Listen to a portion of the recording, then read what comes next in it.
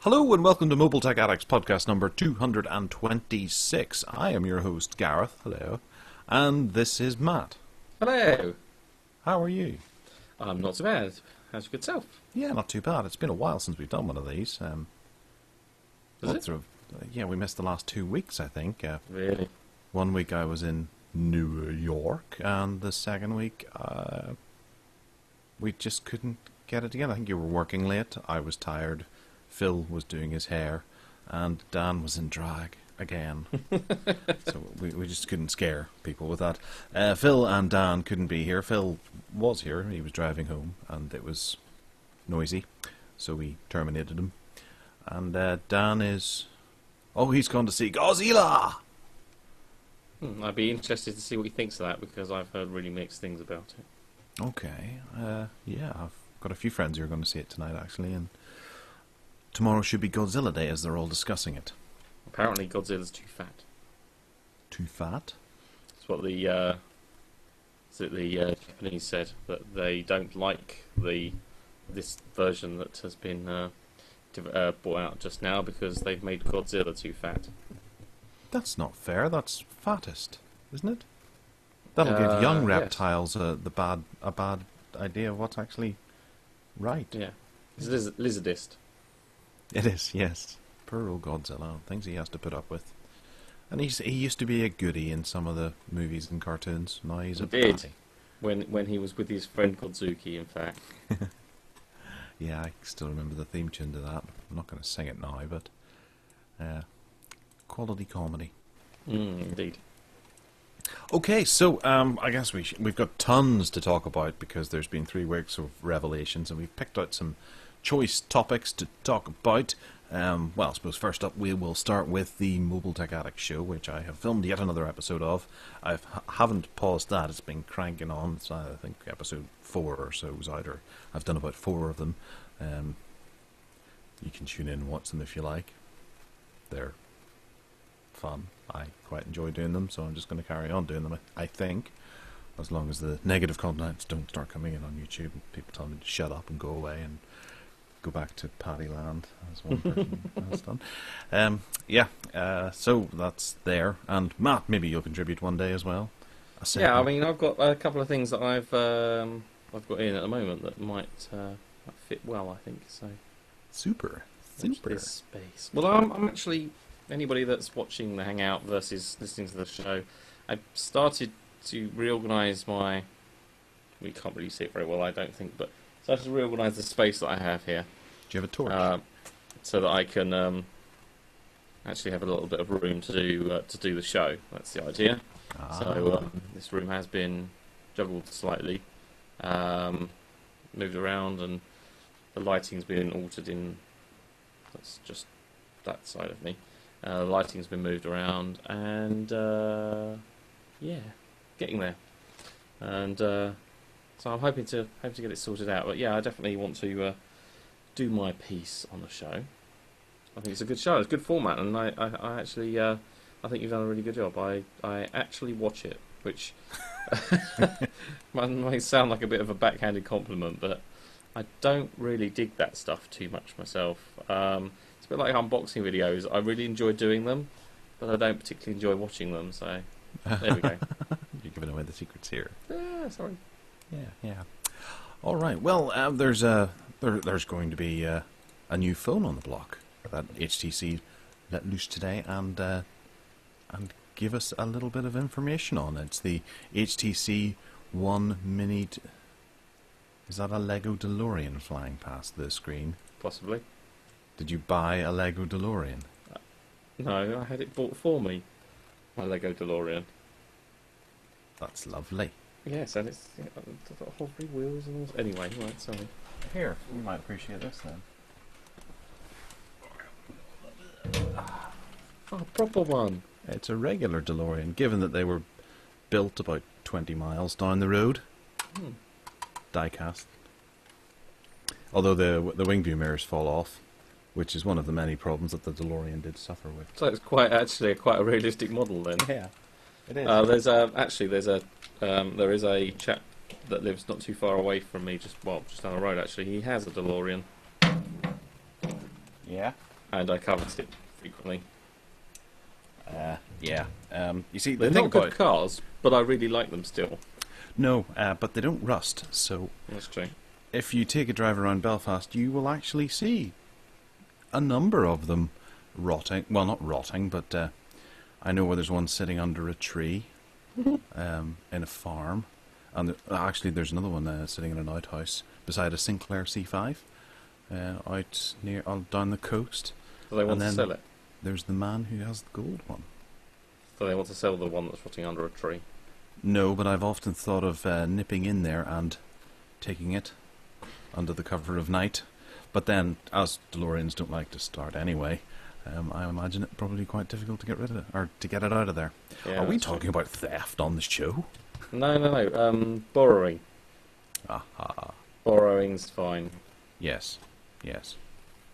All right, well, back to HTC, because they're made of similar products as DeLoreans, and they come in similar colours as well.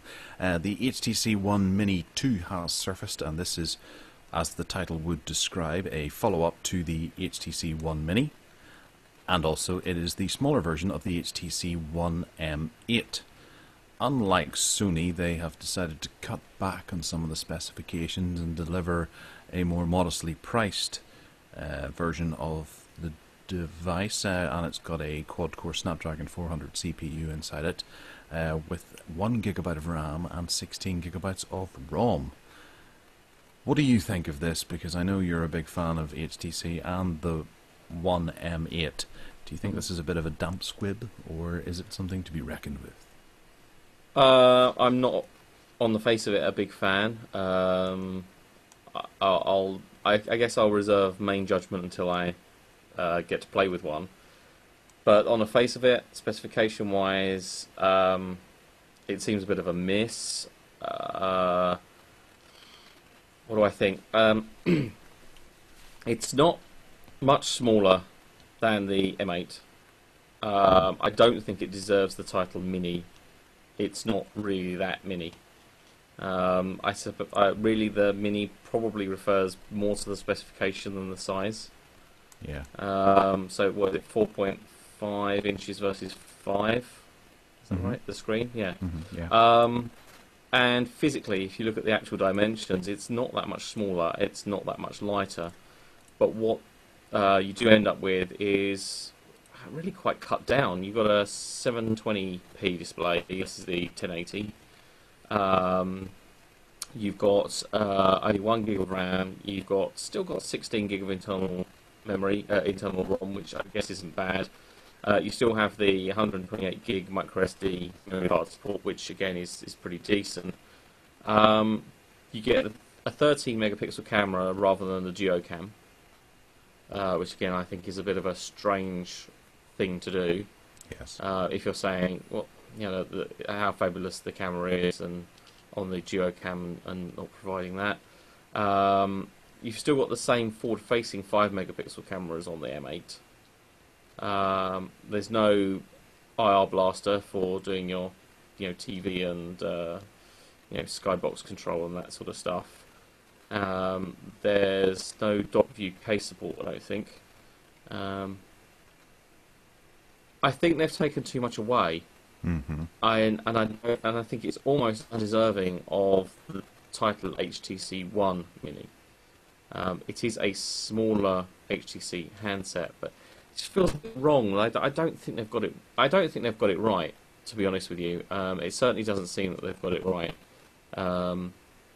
They've kept the looks and the boom sound chambers, and that's about it. Yeah, I mean, it is aluminium, but not as much aluminium as the HTC One M8.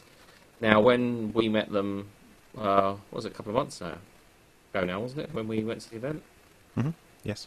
They were very emphatic and said that, this year's HTC One Mini, well, they alluded to, I mean, I don't think the subsequent version of the HTC One Mini was going to be as much aluminium as the M8.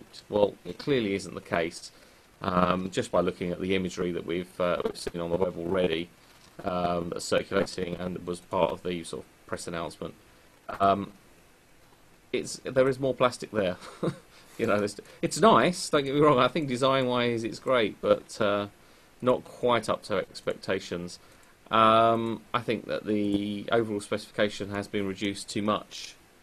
I understand that it would be perhaps scaled back slightly because of its size and maybe to hit price points and whatever else.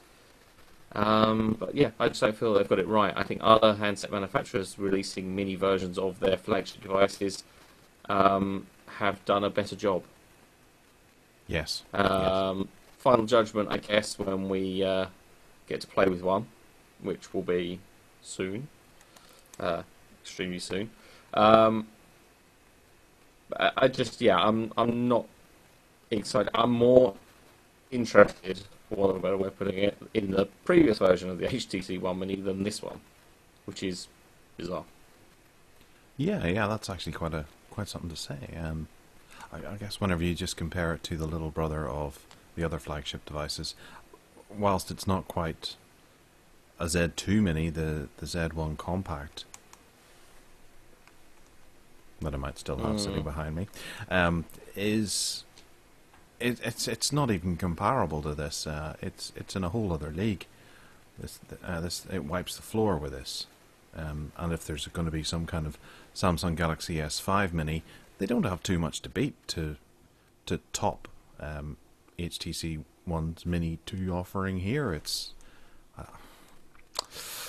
I think they've missed the boat here, and they should have just they should have called this a Desire or something like that, and actually just scaled down the HTC One Mini or the HTC One M8. And I think, as I say, I think it's unfitting. The name doesn't fit. HTC One Mini doesn't quite fit. It's referring primarily to the look of the device rather than everything under the hood. Yeah. It'll be interesting to see how well it runs, you know, if you were to do a couple of benchmarks beside each other just to see how significantly different the architecture inside with that Snapdragon 400, 1 gig of RAM. I guess that would be, you know, latest technology compared between the two from one range to another. But other than that, I think this is just going to disappear without a trace. Maybe a few people will pick it up on cheaper contracts, but other than that, it's not a keeper.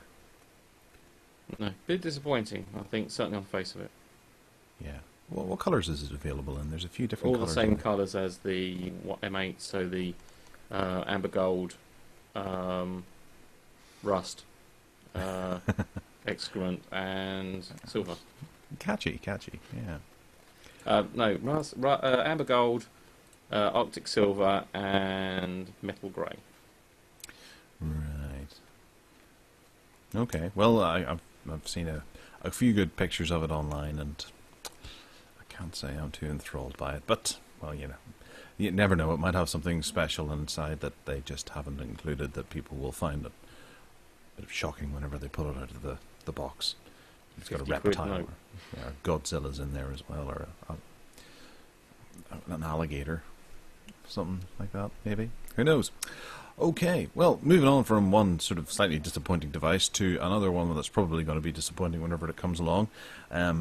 Microsoft have filed a patent for a smart watch to jump on the bandwagon, I suppose, because everybody seems to be doing wearables at the moment. Even companies that you've never heard of are stepping forward with some form of wearable for your premium high-end smartphone.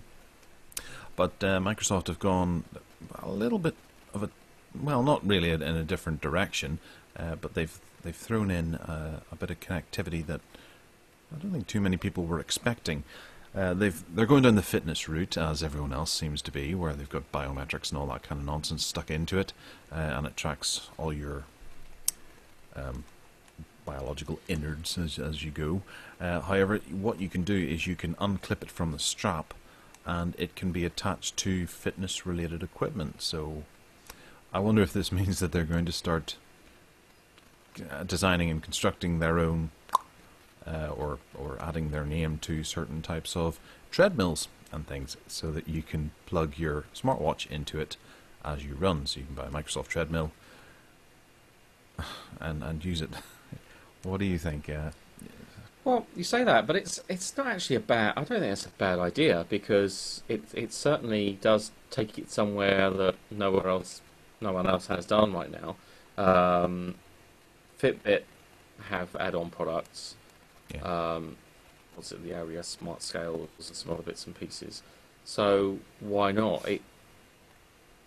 It's taking it into a marketplace that no other device currently sits in, and if they can become the de facto standard for smart-enabled fitness equipment, then I don't really see why not. I think that would be interesting and desirable for certainly some groups of people, for sure.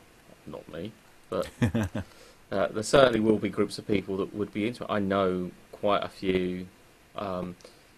Not quite fitness freaks, but almost, that I think would really lap it up. Being able to trace their every move, people that do track their, intake of water, their number of steps, their exercise routines, calories burned, all that kind of stuff. And so I don't really see why not. I think it's quite interesting. I mean, I wear a Fitbit because I just fascinated, I think, is one way to put it, in terms of just how far I move in a working day, just in moving around an office and walking to from station and stuff like that. So I find that quite interesting to see just how far I've gone in the course of a working day without really trying. But taking it to another level, I think is quite interesting. So why not? Yeah, yeah. It's just there's one key fact here that I'm a bit concerned about, and it's Microsoft. Mm. Now, this is a company that is obviously struggling a wee bit. There has been talk that they're possibly even considering selling Xbox to support themselves, because Windows 8 isn't selling very well. Certain manufacturers are not bundling it on laptops. They've taken the license fee away for Windows Phone 7 or Windows Phone 8 on devices that are, less than 8 inches or something like that. Mm-hmm. That's right. So they're really doing everything they can to try and push their name, and for them to work into some new hardware avenue like this, it's asking people to really take a gamble. Buying an Xbox One is one thing that that you're going to still use in 4 years' time. But if you get someone who is going to have this kind of thing around their wrist and embedded in their system, they're not going to particularly go for it whenever the likes of, say, Samsung and now Apple are already there, and there's no chance of them going away. But Microsoft's one company that just feels like anything could happen there, and they're hanging by a thread. Well, not quite hanging by a thread, but they could just shut up shop at some point and ditch everyone. They've done it in the past. They've done it with the Kins, leaving people high and dry. Remember the Microsoft Kins? I guess some people feel a bit jaded because they maybe have various operating systems that have been turned off, like Windows XP or something, that people are still using. So it's... I'd be concerned. I know I can't say I'd buy a piece of Microsoft hardware right now. I would love to get a Surface Pro too. They look great, but I don't hold much hope for Windows 8 lasting the test of time. I think they've got a big PR exercise ahead of them in order to really turn their reputation around. They've done themselves an incredible amount of harm with Windows 8, and as you say, stuff that they've done in the past with mobile devices and platforms and various other things. So I think quite right in terms of looking at it from the point of view: would you invest? Let's put it that way. Would you invest in a new platform, a new range of products, if you like, be it for fitness equipment or whatever, that's from Microsoft, which is completely untested, uncharted territory, in the expectation or hope that, as you say, it's going to still be relevant, supported, and even in existence in X number of years' time. I don't think you could make. Well, would you make that gamble? Would you make that call? I mean, could you say with any certainty, despite assurances, could you just say with any certainty, as you rightly say, that they're going to bring this out, and you invest in the wearable, an interface of some kind, be it that a retrofit to existing equipment or whatever it might be, which I'm sure won't be cheap, for them to say, actually, guys, our fitness platform, whatever it's called, we're going to discontinue support of that at a given date. Well, yeah. Take, for example, Phil a couple of weeks ago was saying that I think he works for a council somewhere in England, one of the English councils, obviously. They are making the transition from Windows PCs over to Chromebooks and using Google Docs and that sort of thing to save themselves some money. Once those financial reports go back to the government and they realise just how much money they have saved, for example, getting rid of Office altogether, getting rid of that license and bringing in Google Office and putting it in there. Like, Google Office doesn't have as many features as Microsoft Office, but how many of those features that Microsoft Office has put in? I think they've got something like 3,000 features in there, whereas Google has 20. Microsoft's 3,000 features are all word art and all these kind of things that the likes of the government are not going to end up using. So I think they're actually on borrowed time at the moment, where licenses have been purchased, and the likes of the government and things are probably going to wait for those licenses to expire and then totally review it and go, hang on a second, look what Google's doing for a quarter of the price, even less than that maybe.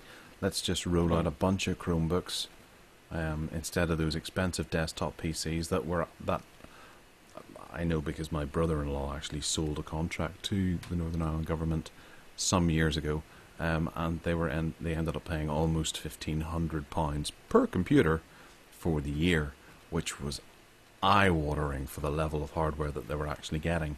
I suppose they get a bit of support, but whenever they're paying £200 for, and if they're buying them in bulk, I suppose it'd be even less, for a Chromebook or some kind of Chrome box with a screen that they already have, and plug that in there and it does everything for them. That's the end of Microsoft. That's them getting turfed out. You're absolutely right. As you rightly point out, I mean, of those 3,000 whatever it is features, even power users don't use all of them. No, not even close to them. So the savings, being able to just tolerate 20 features, and then Google are adding to them, not all the time but quite frequently, so they can quite easily deal with that. Like, who cares about word art and that kind of nonsense?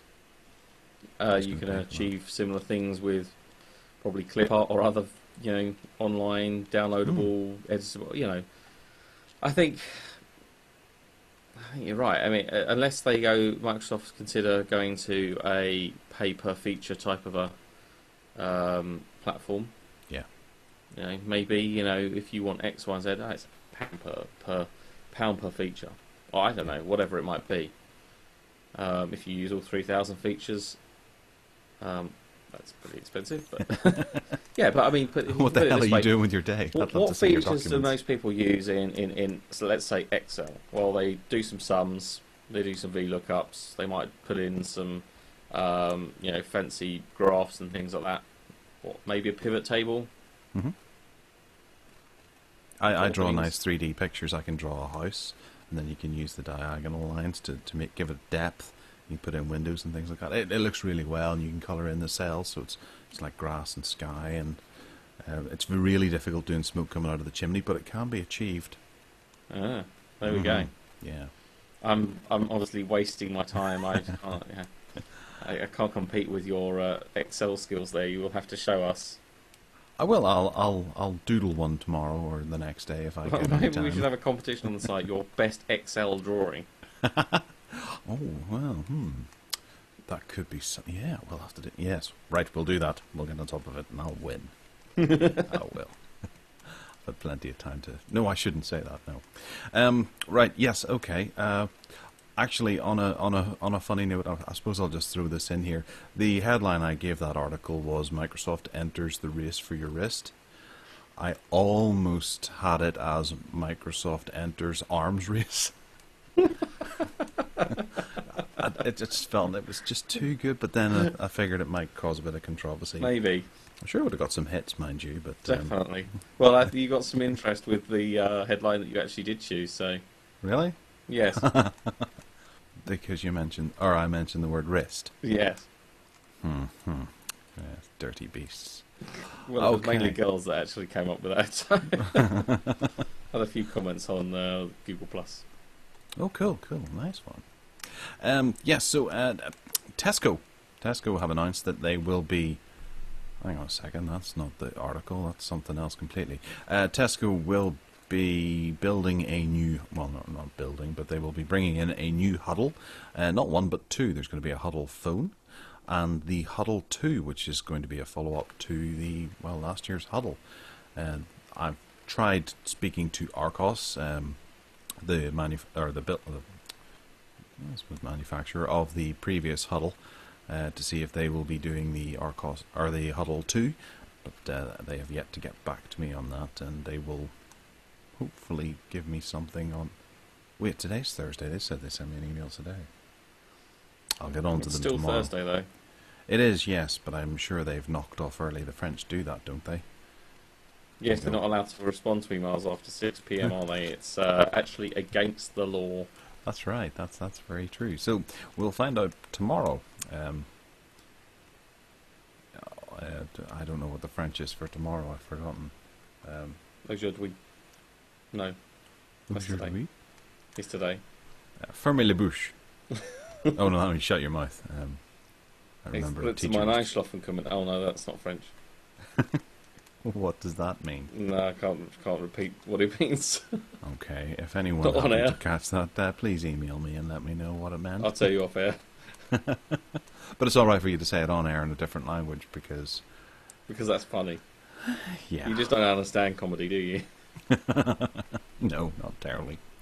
Okay, so they say that this Hudl phone that they're going to do is going to be something of comparable specification to the Samsung Galaxy S5.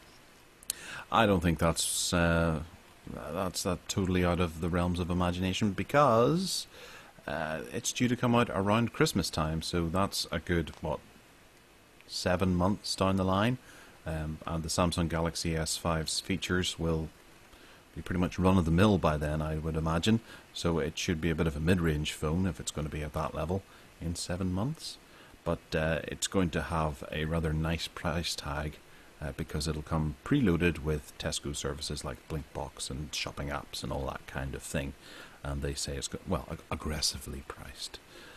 What do you think, Tesco as an actual brand for your mobile phone, Matt? Would you be excited about that in any shape or form, or would you just rather go with your Samsungs and HTCs? Right now, I don't think I'd be too excited about it, but I think they're doing quite a good job of turning a corner or turning that around. Go back only a short period of time, and would anybody openly say that they have a mobile phone contract with Tesco? But now it seems quite acceptable to say, yeah, I've got my mobile contracts with Tesco, and those in, and they go, oh, fair play. You obviously have done your homework, and you've got yourself an inexpensive deal, basically, because they do have some good deals. They do, some good contracts, and they were an O2 MVNO, aren't they? Yes. Yes, O2. So you know that you've got a decent network behind it, infrastructure-wise as well. So I think they are gradually sort of changing that perception that getting anything with a Tesco brand on it is a little bit less than it should be, shall we say. Yeah, I do look forward to the day, maybe 2 years from now, whenever we have Tesco... Oh, not Smart Press, that's Asda. Tesco Essentials mobile phones, and then Tesco Finest mobile phones as well. Yes. But if it is Argos doing these, then that'll be great, actually, to see Argos really just pushing on in there, much like HTC did way back when, Mm. because their mobile phones was modestly priced, and they do have their flaws to them. They're not perfect. They're still damn good value. Their Helium 40 looks fantastic. It's wafer thin, monsieur. Wafer. That's how they say wafer in French. Wafer. Mm-hmm. I learned that from Monty Python. Yeah. So the Hudl 2 tablet will probably be somewhat similar to the Hudl 1, but with upgraded specs. The Hudl 1 was decently spec'd, and I know a number of people who bought them, and they're still really pleased with them. Given that you could buy them with your club card points, people ended up getting them for about a tenner, which is damn good value. Well, it's exceptional value, and obviously they did very well because they were never in stock. I don't know if you ever tried to do it, but when they were not first available, when they became popular, I looked pretty much every week in our local store, and they always had a sign up basically saying, we don't have any. Yes, yeah. Well, and that rates up to Christmas. They seem to be selling out of tablets no matter where you went. Mm. And, well, obviously the companies like Carphone Warehouse and... Argos. Yeah, Argos, they had the My Tablet. That My Tablet couldn't be got for love nor money. I don't know why, it was horrendous. Did you actually have a... Did I you see played one? with one, yeah. Wow, so they did exist. They did exist, but awful, awful, awful things. Right. You know when I don't know if you remember, ages and ages and ages ago, I picked up, just for fun and to see what it was like, I got from eBay, I got a cheap 7-inch Android tablet from China or whatever it was, and I think I paid about £50 for it. Mm-hmm. 7-inch Android. I can't remember what make it was. Yeah. But it was that bad. It was as bad as that. It was as Yeah. bad as the one that I managed to put for about £50 or £60 from eBay. Aye. Well, I think that's what they it were was worse than selling that for. because the one I got for £50, £60 on eBay at least had like SD card slots and things like that on the bottom of it. Yeah, yeah. But anyway, Well, they sometimes those can actually be quite good. There's a couple of sites that I know of that do them, and they do look quite interesting. They seem to pack a large amount of horsepower and things into a relatively cheap package. But I think that Argos one, it was either that or the Carphone Warehouse one, was built by Bush. that's right. It was the Argos one. Yeah, it was a well-known tablet manufacturer there. A sensible choice for them, but It's built from an old Bush. I think it was. Yeah, and they must have sold out pretty much immediately in the rush for anyone to get a tablet. And I'd love to know if anyone still has that tablet, because I can't imagine it surviving. 5 months since Christmas now? But the Hudls are doing well. Yeah. Yep. Okay, so from one budget manufacturer to another, because ZTE have announced that the Blade L2 is coming in Europe. You sent the story to me, but I didn't actually do anything with it, did I? No. I did. Yeah, you did. I was just thinking, I remember reading something about it, but not too much. What exactly is it? It's a inexpensive or mid-range, I would say, smartphone. It's sexy. It is good looking. I think it's got a decent specification, really. I started off by thinking and writing it out and saying, entry level, and I'm thinking, actually, specification-wise, this isn't entry level. This is mid-tier. Yeah. Really. So had to revise it and say mid-tier, but it's quite entry level in terms of its pricing. It is a fairly it's good value.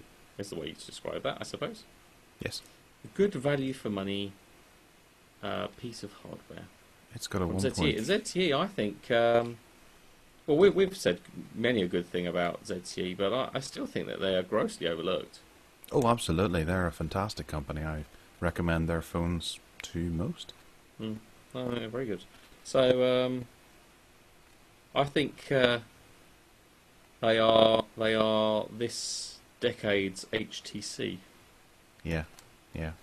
I think they might tip Huawei as well. I just have a funny feeling that they're going to make it big before Huawei. They're the silent but deadly. Silent killer. Yeah. Silent assassin. It's got a 1.3 gigahertz quad-core processor inside it, which is kind of nice. It's a 5-inch touchscreen, and it's only 8.9 millimeters thick. There's a 5 megapixel shooter on the back, and it probably has RAM. Hopefully. Probably does. I think it's 2 gig. It says here that it's got panorama to anti-flicker, as well as a multi-angle view that can easily be turned into 3D animation. That sounds different. And a smile shot as well, which will detect your smile. That'll be... You couldn't help it, could you? Yeah. Okay, so it looks like a decent wee device from ZTE, and we look forward to seeing that. So in addition to the HTC One Mini2, there is the HTC Desire, catchily titled 816, and the 610.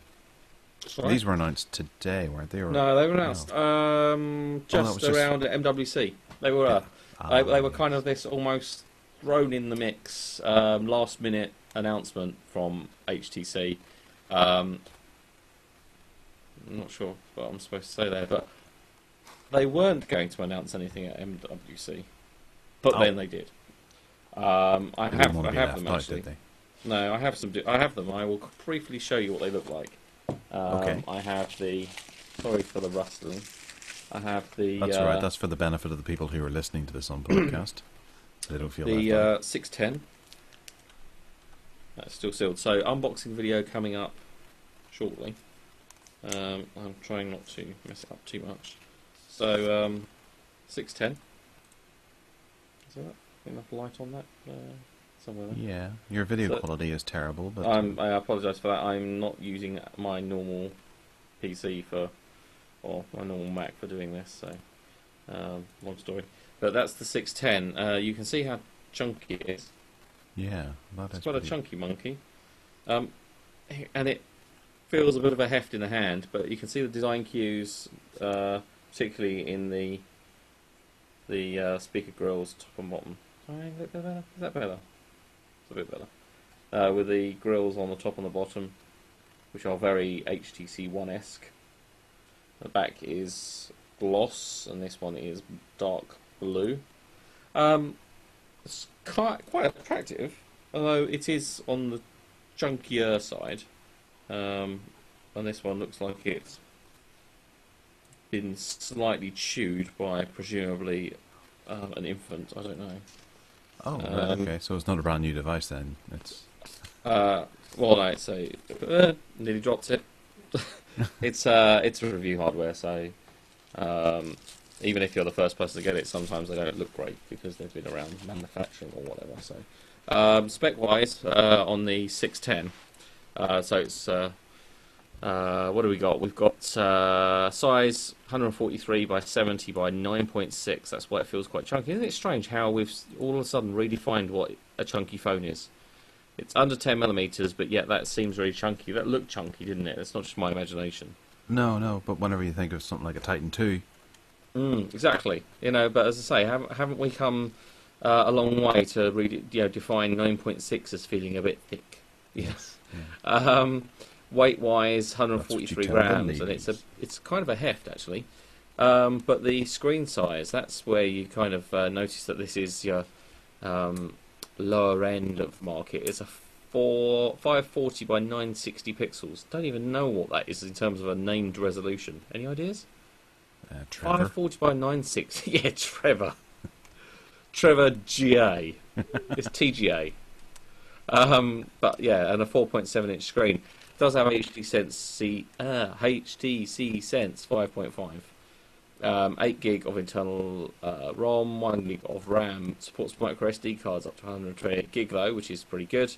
What else have we got? We've got a quad-core 1.2 Snapdragon 400. I think I'm going to be running some benchmarks over the weekend on some of these devices just to really see what difference that does make. I think that's going to be a bit slow, if I'm honest. Yeah, it certainly sounds. And the other one, which I think is a little more interesting actually, is the Desire 816. Let's check that out here. So the Desire 816 and is pretty big. Yeah, it's about the same size.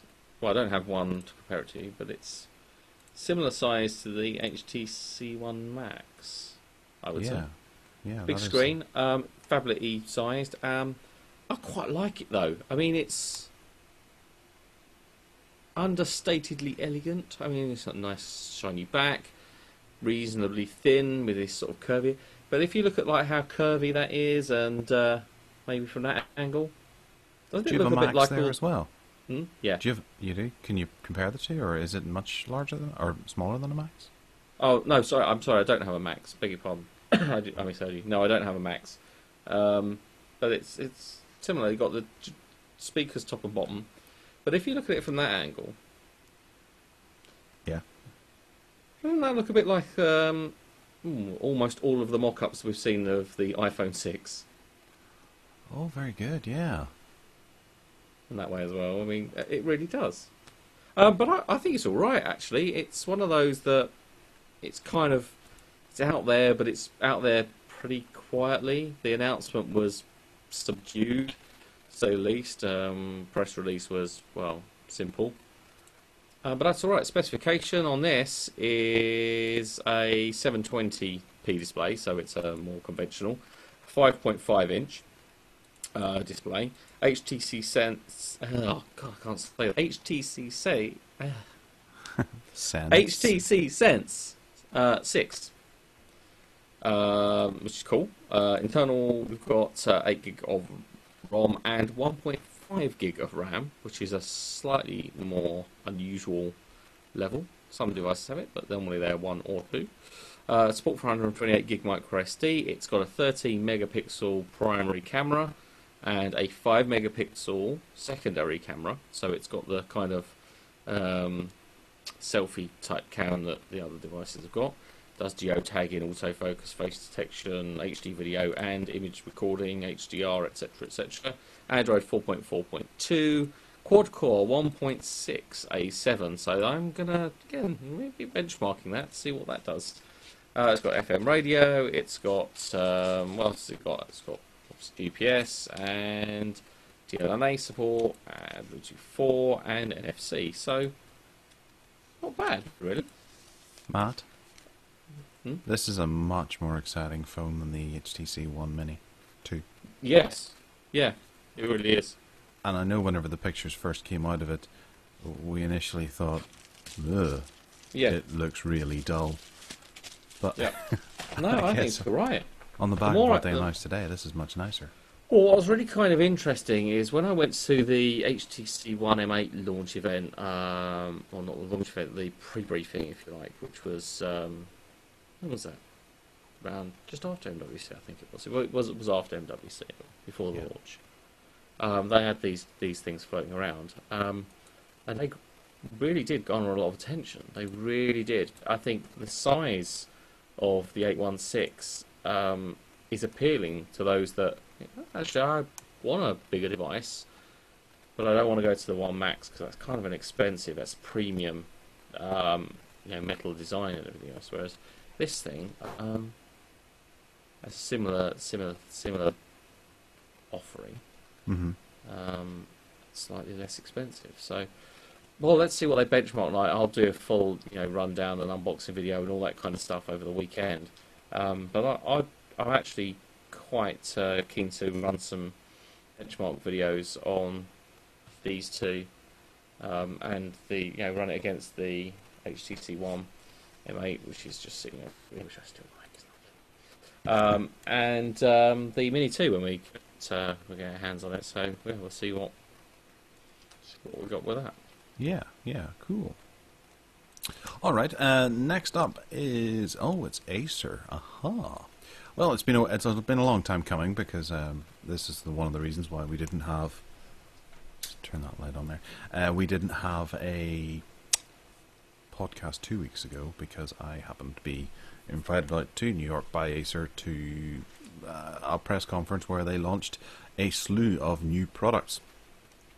I guess we'll start with the most obvious one for the Mobile Tech Addicts show, and that is the mobile phone that they, well, didn't really announce so much as give us a sneak peek preview at, which is the HTC, or it's not an HTC, oddly enough, being Acer. It's the Acer Liquid Jade, and we didn't get full specification breakdown on it, but I think they were more excited at the fact that this is a phone that doesn't actually have any straight edges on it. And that sounds kind of bizarre. Thanks for muting me there. I think it's kind of bizarre, but it's a really nice looking piece of plastic that is really quite stylish, quite thin. I got a bit of hands-on time with it, and I really liked it. It's pretty much buttonless, aside from a couple of volume rockers on the side. But it's just a dead simple, straight up mobile phone with a nice glossy feel to it. It's worth actually having a quick look at some of the pictures of it, because Acer's designs recently have had a few kind of nice features to them, in that they've used, I can't remember what they call it, but they've got like a colander kind of design for their speakers, and the piece as well is something of a colander, or like a shower drain kind of design. It's lovely. I recommend checking out the pictures of it, because it's a good looking device for a plastic device, that is. But at the same time, they also announced the Acer Liquid Leap, which is yet another wearable, but this is more like the Samsung Gear Fit that they announced recently. This is a kind of a rectangularly screened smartwatch that goes on your wrist, oddly enough, of all the places for them to put it, that monitors certain biometrics about yourself as you're out running around, and it works with an application on the phone. Now, one thing I forgot to ask them at the time, which I was kind of kicking myself that whenever I got back to the hotel, and then I forgot to ask them again when I saw them later, is the Leap going to be compatible with other phones? So I'm going to email them tomorrow and see if I can get an answer to that, because I think it's quite an important feature, because obviously Samsung have got people paranoid as to whether or not they can buy a watch and use it with their device, because their devices are incompatible with other devices. So there wasn't too much to be told about it, but it's just nice to know that Acer are looking at that aspect of the hardware. They spoke of almost 4 laptops and one all-in-one PC, which weren't too exciting. They were kind of just maybe just sort of refreshes to an already existing line, but they're really focusing on sexy design for these things. There's the Acer Aspire V11 and E11, which are 2 really good looking laptops. They might not be spec'd out to appeal to most. However, if you see these sitting on the shelf of Currys or PC World, you will look twice at them, because they are very nice. They come in a variety of colours, and they have specifications that'll just that'll keep you interested. They've got Intel Pentiums with 8 GB of memory and things like that. Obviously, there's various different options you can get on them at various different prices too. But they're low price, low cost, mediumly spec laptops that look quite good. There were a couple of tablets on display there as well. The first one was the less exciting Iconia 1.7, which is a rubber gripped 7-inch tablet with fairly modest. They're not fairly modest specifications inside. They're quite low end. It's a dual core processor running at 1.6 gigahertz with a gig of RAM. There's 8 GB or 16 GB of storage, and it can take an SD card. It's not a bad looking device. I picked it up and enjoyed the feel of it quite a lot. There's various different colours that you can get them in: red, white, black, blue, and pink. Which is nice of them to label them after the actual colours that they look like, instead of giving you some kind of weird one like fecal matter or something like that, just to make you think, hey, what kind of colour could that possibly be? But yeah, this was a nice tablet. It's not going to set anyone on fire. But it's a fairly nice tablet. The better of the two tablets was the Acer Iconia Tab 7, which looked incredibly like an iPad mini, and the Archos 7.9 Xenon, which I don't have anymore. I've set that back. Yeah, but it's an iPad mini replica. The pictures of it on the site, because it's a silver color, look very green. I quite like that green. I know, Matt, you said you weren't too enthusiastic about the green tint to it, but that was just the studio lights above it. But it's a well-spec'd quad-core 1.3 GHz with 1 gig of RAM, a 7-inch IPS display on it, 5 megapixel rear camera, and a 0.3 megapixel front-facing camera. The version of Android on it is 4.4 on this one, whereas the previous one was 4.2. But it should have its 4.4 upgrade by the time it's released. This one, I can't remember the price that they said it would be. It's 149 euros, so in pounds that's not 149, that's something else, but maybe 200 pounds. What do you think, Matt? Do you know anything about euro pound conversion? Less. What, sorry? It's about 130 quid. Oh, okay, so you go down then. Down, okay. yeah. Yeah. So about 1.2, something like that, conversion, thereabouts. I don't know. It's not what it is day by day, but yeah, close enough. Yeah, it's some money. It is, yes. It's less than an iPad and more than a tin of beans. So, if you're in the market for a fairly, well, I suppose that's a low-end price bracket, but a fairly mid-range tablet, and it's got a pretty good build quality to it. It's worth looking at that. And it's got a 3G option as well, which is kind of nice. But the star of the show was the Acer Aspire Switch 10. This was it was a tablet combi device. It's got a snap hinge on it thing, which connects to a keyboard, a full QWERTY keyboard. The tablet itself runs Windows 8.1. It's got 32 gigabytes of onboard storage or 64 gigabytes of storage with 2 gigs of RAM and an Intel Atom processor. So it's not going to be the speediest thing in the world. However, it's the shape of the device which is going to attract many people. The tablet can snap off. There's a pretty ingenious little hinge mechanism in it that connects the two together, and you just pull them apart and connect them together, and the keyboard can charge, a bit like an Asus transformer, if anything. It's a really nice looking device. I'm quite excited about getting the hands on with it. Yeah. Hopefully we'll have one fairly soon to review, because it's great. It's great. It's a nice device. Yeah. So that was essentially it. They flew us out there and then flew us back home again, and announced all of those products. And there was the all-in-one PC that they announced didn't really sort of get me too excited, because all-in-one PCs aren't really terribly interesting, I don't think. But I've called all-in-one because one part breaks, they all break. That's it. Yeah, that's a fair point. Yeah, they were on display. I walked past them and carried on. So, next up are the Newchunks, where I'm going to throw a couple of topics at Matt and ask him to react. See what he thinks. Right, I'll sit comfortably. Okay. First up is the LG G3 leaked pictures. What do you think? Yeah. Do you fancy it? It's an interesting looking device. It's got a distinct lack of bezel around the side of it. Very not really elegant. fast. Wasn't that keen on the G2.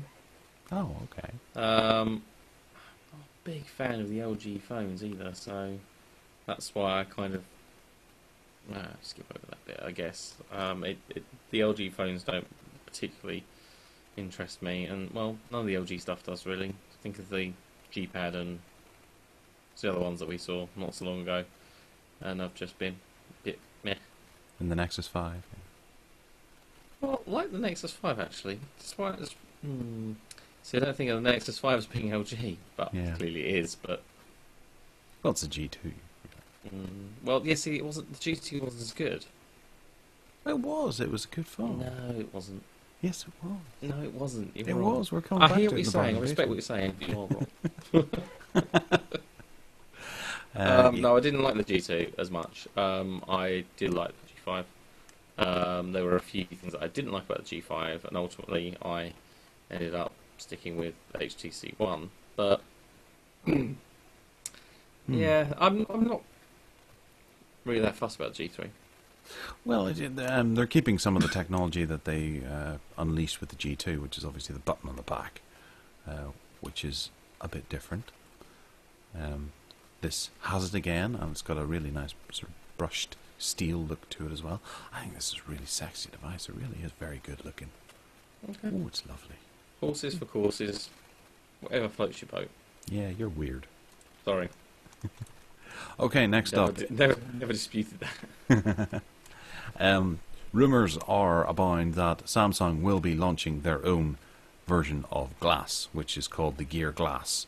There is a sketch of it, which looks like a Bluetooth headset with a wraparound bit of Google Glass that sticks in front of your face. Do you think Samsung could do this, or do you think it's going to be something that's going to be overly complicated, full of bloatware and crap? Well, yes to both of those questions, really. Yes, they could do it, and if any of the manufacturers that are currently out there that could work with Google to do it, then Samsung probably are the best placed, and probably do understand the wearables market quite well in terms of their existing experience and ability to manufacture and release hardware. Then certainly they do have the ability, and I think they could do it reasonably well. Would it be full of bloatware? Yeah, almost certainly. So, but who else would you consider that would be capable of releasing such a product? Yeah, it's kind of funny. Just you think the amount of things that TouchWiz can do, if they were to apply that to this, I think that would really be a drawback, because it gets me using. I've used a Note 2 exclusively for the last 2 years, and I've got the S5 here at the moment that I've been using for the last 2 weeks, and I'm trying to learn how to use this device, even though I've been invested in TouchWiz for the last 2 years, and they keep changing just little bits and pieces here and there that make it more confusing, a lot more difficult for me to find stuff.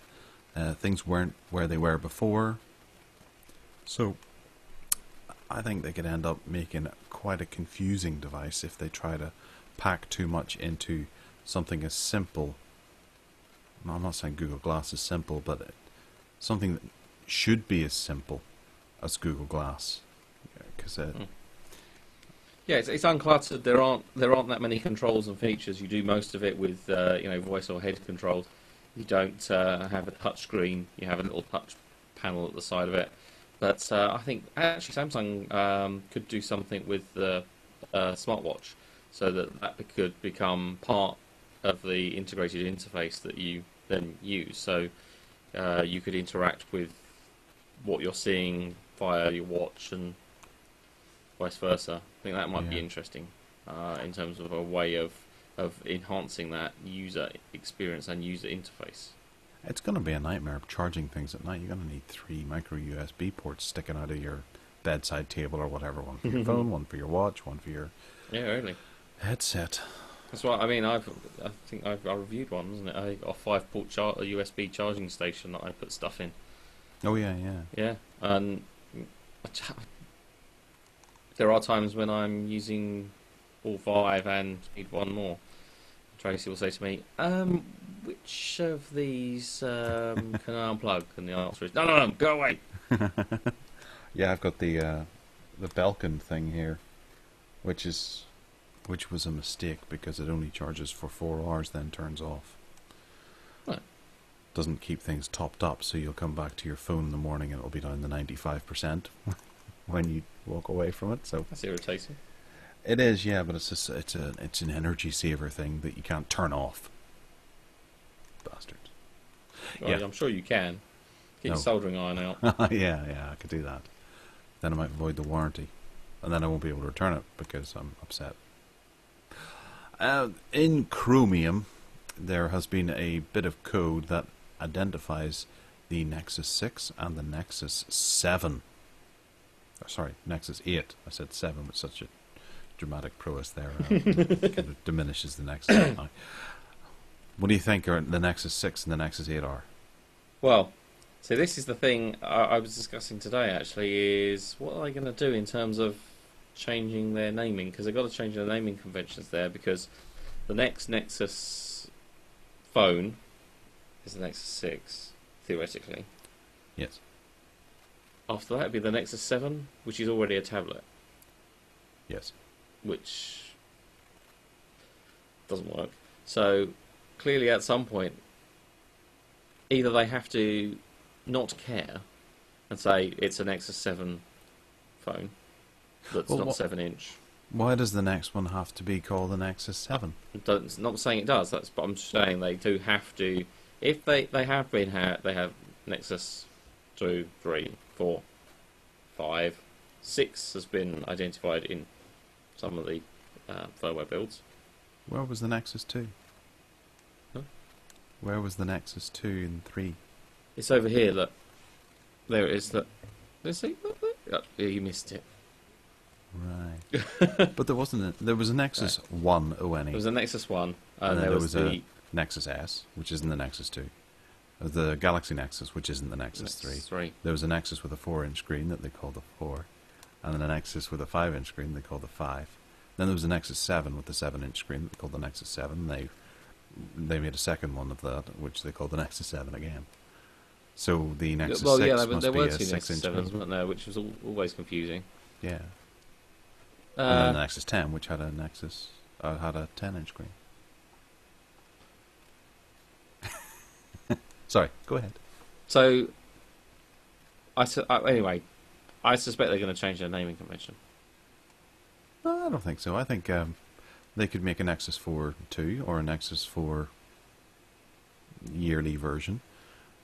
Again, it could be with a different manufacturer. So it's whilst iPhone has a numbering convention, I don't think the Nexus 7 or the Nexus necessarily have a number convention. But I suppose the big you're saying that number convention is entirely tied to the size of the display. Yeah, and it's just coincidence that the Nexus 4 was the 4th one and the Nexus 5 was the 5th one. Yes, it just paired off quite nicely. And also Nexus 6 would then be Roy Batty. So you'd get a Rutger Hauer in a box. You'd have to walk around and make phone calls with him. And he'd balance eyeballs on your shoulder. Maybe.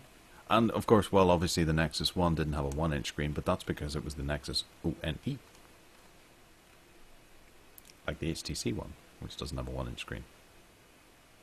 I think. Yes. So maybe it would be the Nexus 360 after the Xbox One that's now the Xbox or whatever. It could what is it about these naming things that they get these little... All the manufacturers get set in, oh, we've got to have a device that's called the One. We've got to have a device that's called S. We have a device that was called... What was the other one that was very popular at one time? There was the Zs for a while. There was Desire Zs and Xperia Zs and... Yeah.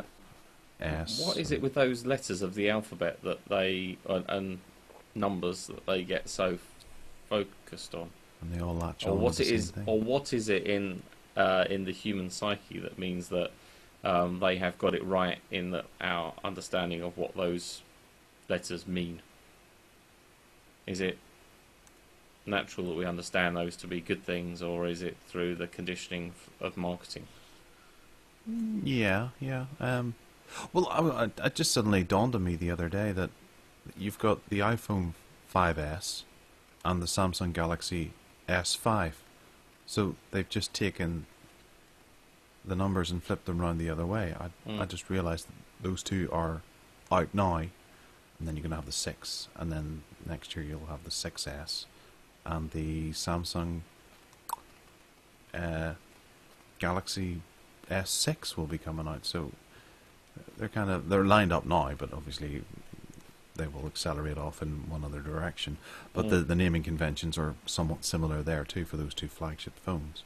And then there's the G2, which has G in it, which looks like a 6. That's a bit of a tangible link now. I wouldn't get too excited about that. But yes, I'm interested to see what the next naming convention is going to be after One is done and dusted, because I think maybe Xbox One not selling is probably tarnishing the One sub name for various devices, and maybe the HTC One as well might not be selling like hotcakes anymore. So perhaps they'll ditch the One thing and go to something else, because they've done Desire, they've done Diamond, Touch, all those kind of names that they've used in the past. I liked it when they had code names. Yeah. And they stuck with the code names, and we knew them by code names. I suppose they kind of did that, because the HTC One M8 is the code name of M8. Well, I mean, it's much more catchy than HTC P4550 and 4520. Very true, yeah.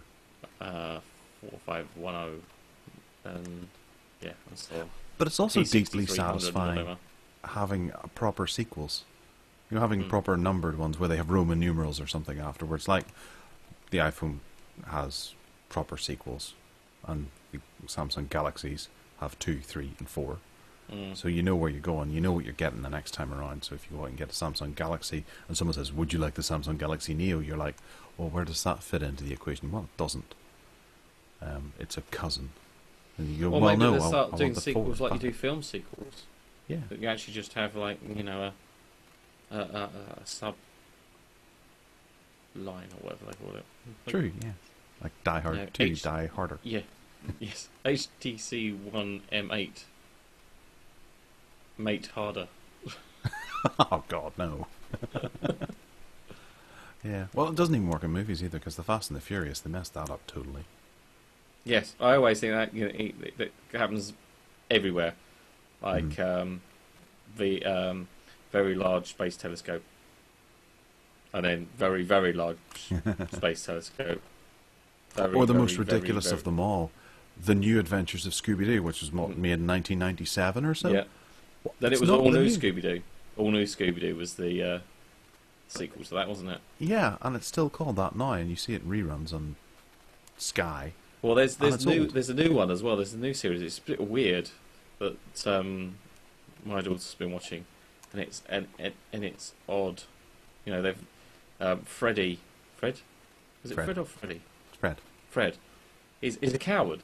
He's a bit odd. You know, they're not quite. Shaggy was the coward. Characters. Yeah. Well, he's not quite a coward, but it's odd. Anyway, whatever.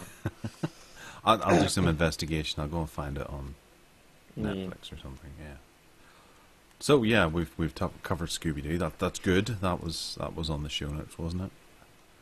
No, it wasn't. Oh God, we haven't even got into the tablet table yet. Okay, so the Nexus 8 and the Nexus 6 are going to be Nexusing. Yeah, androids that are released into the community, and Harrison Ford will have to take them down. So okay, tablet table and the laptop.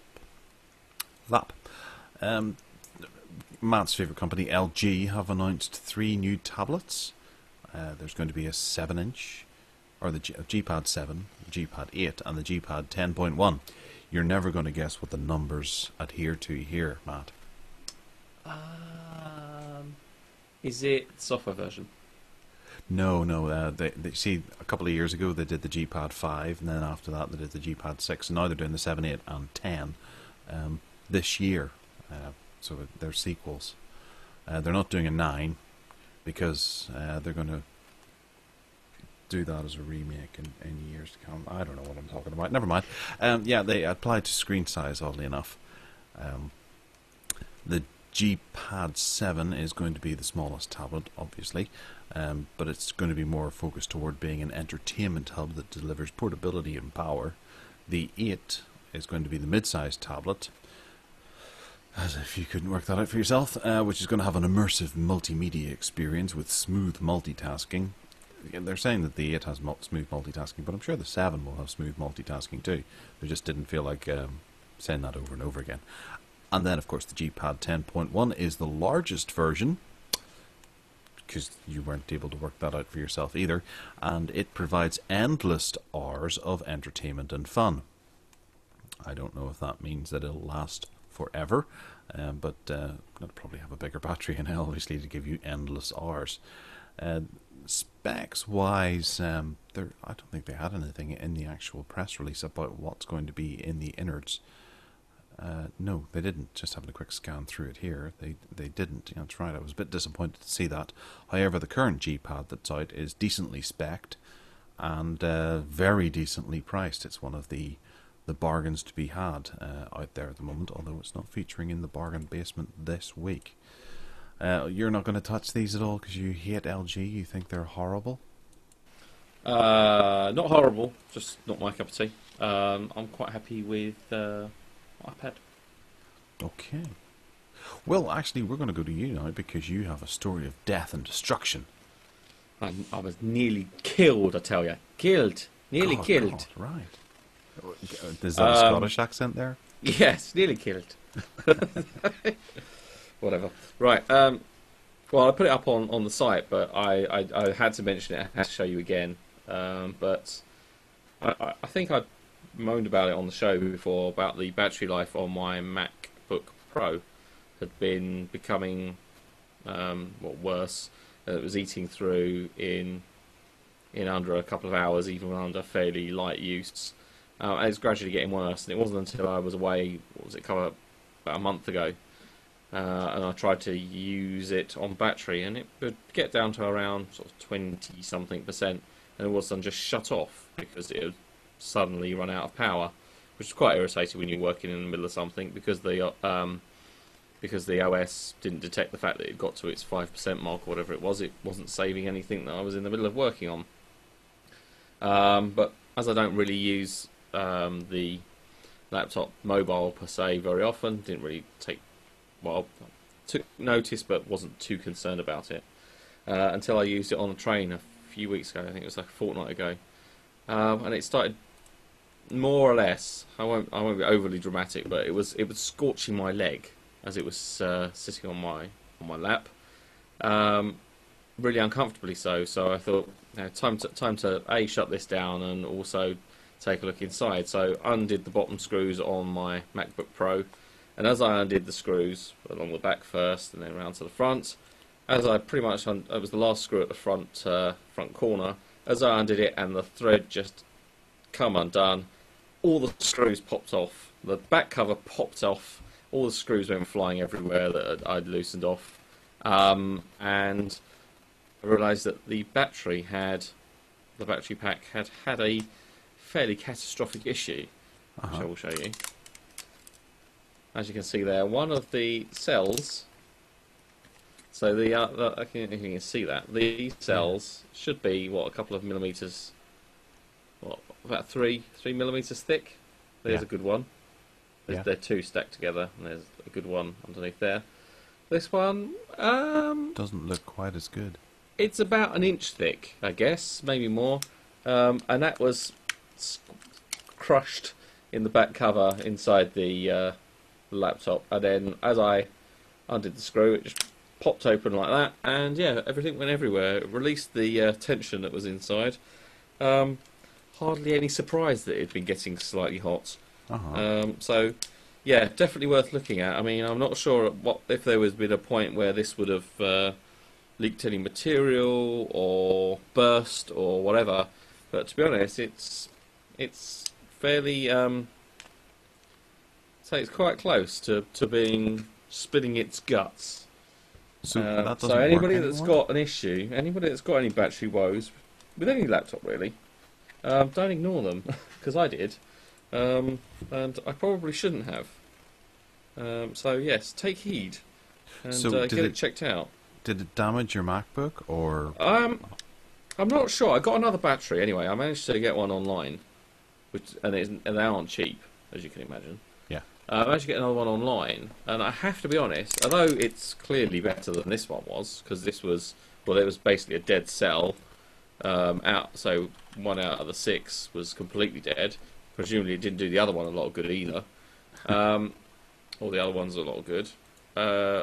Despite replacing the battery. Battery's alright. I mean, it's certainly a lot better than that one, but I don't seem to be getting the sort of 5 and 6 hours plus that I was getting when it was new. Yeah.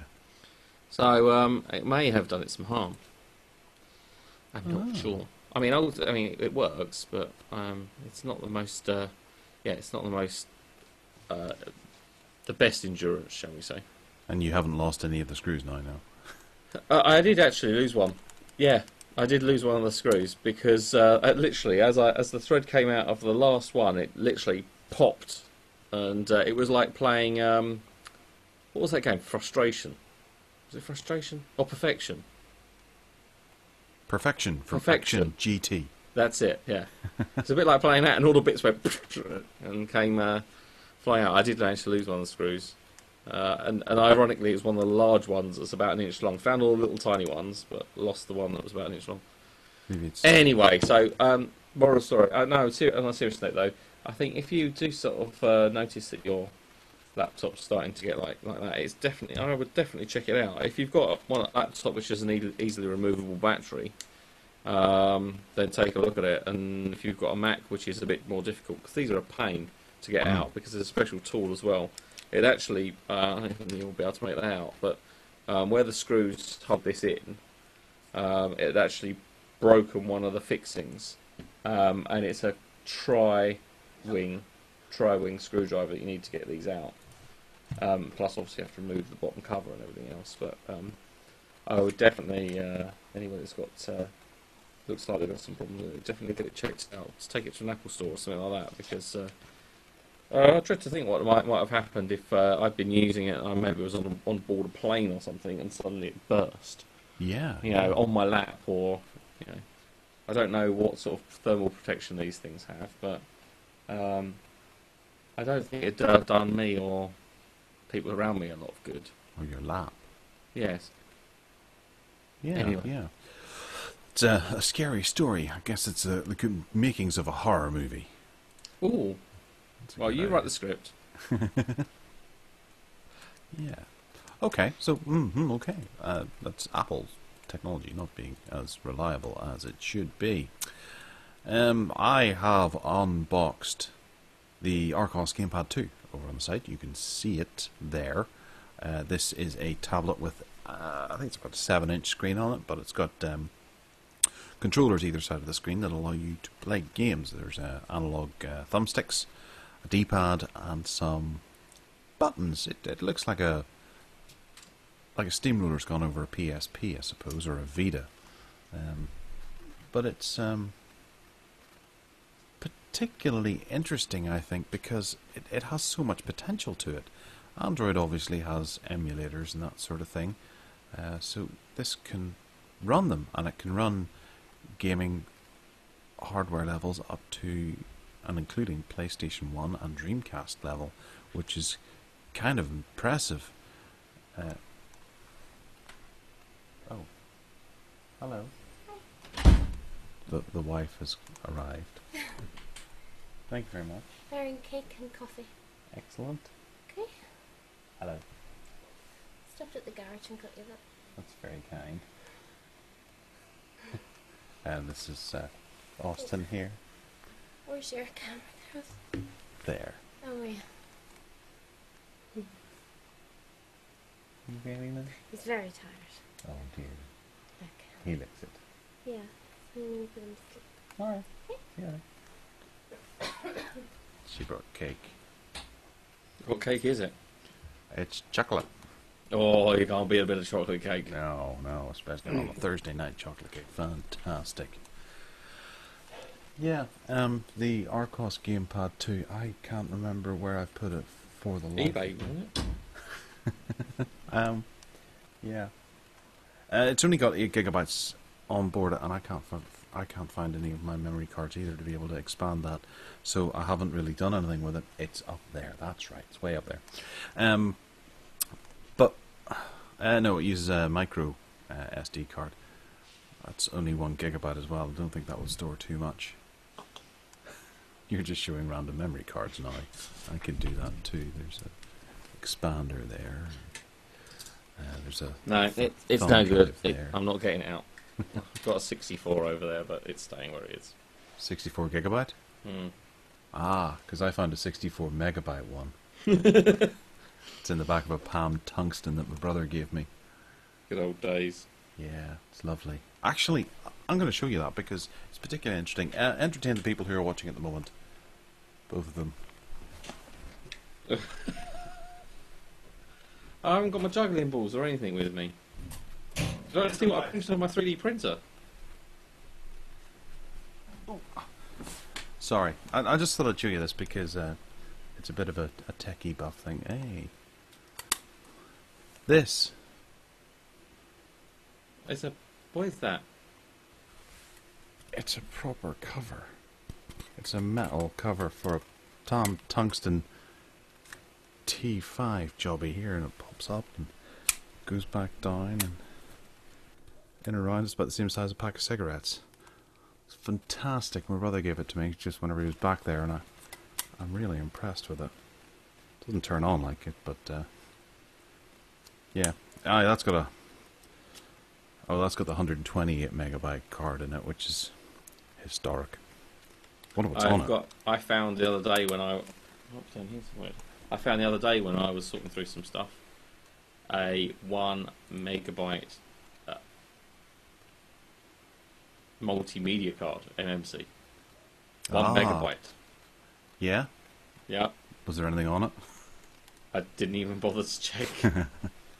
I have an 8 megabyte one down here, which is one of those really long ones, Sony ones that you had for old... memory stick Duo. I don't even think it was Duo, was it? Memory stick then. Yeah, it was MS about Pro, an inch and a probably. half long. Yeah. Yeah, it was 8 megabytes and there was absolutely nothing on it. I was really disappointed. I just spotted this. Does anybody want these? Is that Polaroid? No. Yeah. Zinc sheets. Photo paper. For the Oh, zinc yes. printer. I remember that wee printer. I got loads of the zinc paper and the charger and the box and loads of the other bits and pieces, but can I find the printer anywhere? No. Ah. No idea where that's gone. Did you send It's it one of those things to that's review? just vanished from my house. Isn't someone not reviewing it, or did someone not review it? That was me. Oh, okay. Long time ago. It was actually alright, really, considering. Yeah. Oh, yes, the Argos GamePad 2, that's what I was talking about. Yeah. Yeah, it runs emulator, so I'm really excited about trying that, but I don't have any memory cards to put in it. Yeah, it's a nice device. The screen is actually pretty good. The build quality is pretty good so far, so I'm enjoying it. I just can't use it on my daily commute because I've installed 2 games on it, and that's the 8 gigabytes that comes with it gone. Yeah, I went to install a 3rd game and just went no. Wouldn't even update Facebook. Yeah.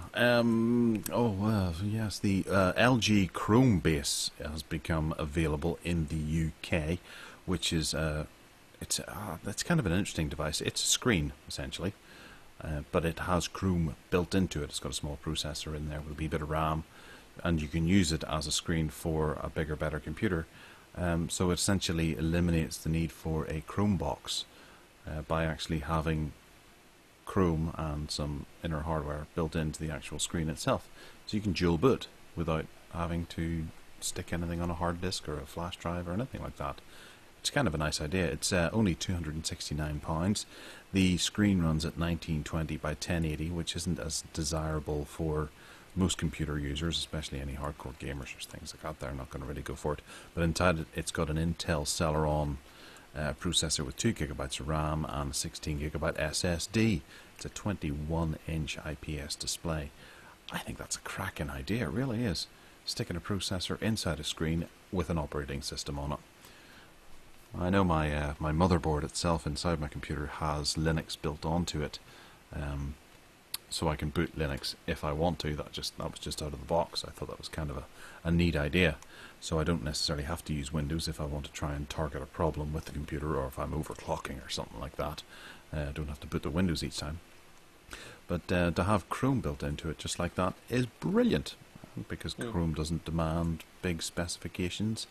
It should run quite nicely on most levels of systems, even on its own. Continuing on the Chrome trail, we have the Asus C200 and the C300, which have been made official by Lenovo. It's a couple of new laptops, but these are particularly exciting because they have the Intel Bay Trail M dual processor inside them that runs at 2.4 gigahertz per second. Per second? I don't know why I threw that on there. It just seemed to work. It's got a 720 HD camera on it, 2 gigabytes of RAM, 16 gigabyte SSD. And there are two versions of the screen. There's an 11.6 inch LED backlit display or a 13.3 inch version. I think these look quite fantastic, although the design is a wee bit meh. It's not the most exciting computer in the world, and it looks like a very bland laptop from about 5 years ago. Chromebooks tend to be a wee bit stylish, eye-catching if anything, but this does seem to be one of the higher end ones with that Bay Trail processor inside it. It certainly should whiz by. Less exciting, but better looking, are the two new Lenovo Chromebooks, and these are really striking. I really fancy these. However, the specifications aren't great. There are two different flavors. There's the N20 and the N20p, which the N20p is a touchscreen version, and they have Intel Celeron inside. HD graphics, 4 gigabytes of RAM this time around, and 16 gigabytes storage SSD, and USB 3 on them. So they are quite similar to most other ones, aside from actually having 4 gigabytes of RAM as default or whatever, or what have you. Yeah, so there's Chromebooks seem to be really picking up momentum at the moment, and they're sticking Chrome into all kinds of interesting technological places. So I'm quite excited about Chrome. That shows, doesn't it? It does. We always talk about it now. Bargain basement. We have some bargains for the week. There's over on eBay at the Argos outlet, they are selling an Asus Google Nexus 7. This is the 2013 version, 16 gigabyte in black, for £139.99. That's pretty good price, but I think at the moment, whenever you buy a Nexus 7, you can register it on Asus's website and they'll give you a £50 voucher for Google Play. So that'll get you on your way to getting some apps and games and things going on there, movies and music. I think that's a particularly good deal, and I would even go as far to say that even if you have an Android tablet like an Nexus 7, you will probably spend about 50 quid in the Google Play Store over the course of a year. So I say you could knock that 50 quid off the top of the price of that Google Nexus 7, and it would only cost you, a bit of maths here, £140 minus 50 is £73.85. So that's quite cheap for a Google Nexus 7. Tesco are selling the Motorola Moto G, the 8 gigabyte version. It's £105, which seems a little steep. However, if you apply the code TDXTH6W and buy it through the Top Cashback website to save a further 5.25%, you can get it for 95 quid, and that's putting it down to the price that it was just before Christmas, or maybe slightly lower. I think it might have been £99 at Christmas. I'm not sure. That's a great price for that phone, and I think the same can work for the 16 gigabyte version, but I don't have the maths worked out to see what price that would actually be after you redeem those vouchers. The HTC One M8. Mr. Matt, you'll be excited by this one, because you, well, have one. HTC, Tesco Direct are selling it for £529, which is expensive. However, if you use the product code TDXJK4T, you can get it for £476.10. That's cheap. And that's the 16GB one, isn't it? I'm pretty sure it is. So that's one thing I noticed about two of the they're all builds here 16 that, gig. You can't get 16 gig in this country. Oh, really? Yeah. Oh, okay. Yeah, 32 is for other parts of the world. Because they need it. Yeah, 16's for Europe. Actually, I remember something about that before. They didn't release the HTC One X or something like that in 32 gig as they had promised, or they were going to at some stage. Yeah, so I think that's a pretty good price, £476.10. It's cheaper than most. Not bad. Well, it was cheaper than Amazon, so I figured that was better. Yeah. Next up is scan.co.uk, which is a website we've featured a number of times. They seem to do pretty good deals. I've got a funny feeling that we did talk about this a couple of weeks back, but I'm not sure what the price was because that would require researching. For £298.99, that's including VAT, you can pick up the Samsung Galaxy S4 16GB. 300 quid for that is exceptional value. Because I've seen websites where the Samsung Galaxy S3 is sitting at £300 new, so I think that's one of the bargains of the week, probably, or bargains of last week or the week before. And the final bargain of the week, because the LG G3 is pretty much ruling out, you can grab the LG G2 from morecomputers.com for £290.63. That's reduced down from £485. That's very good value. That's putting it down into Nexus 7, Nexus 5 territory price-wise. Well, almost. I think the Nexus 5 is still a wee bit cheaper. But yeah, I thoroughly recommend anyone picking that up if they're looking for something a wee bit different. So, unless you've got anything else you want to add, Matt. No, I'm not bargain mad this week. Well, ever. A story. Oh yes, I was just reading there whilst Matt was blathering on about his battery that Microsoft might have accidentally outed the Surface Pro 3, which yeah, they're having it in white. The one I'm looking at here is black, but no, I saw pictures of it in white. It looks quite nice, actually. Yeah, it is a nice looking device. Given the specs as well, it should be a bit of a killer. Yeah, so they're having an event on the 20th of May, isn't it? Next week. Yeah, it is. It's May 20th. And they've added support for the Surface Pro 3 camera, which is in a Windows 8.1 update coming to your computer soon. So I guess that means that the Surface Pro 3 is on its way. And there's also the Surface Mini as well. We should get some of these into review. Okay. Yeah. I'll ask. Why not? I haven't had a play with one of these yet. Ask if we can keep them as well. Yeah, why not?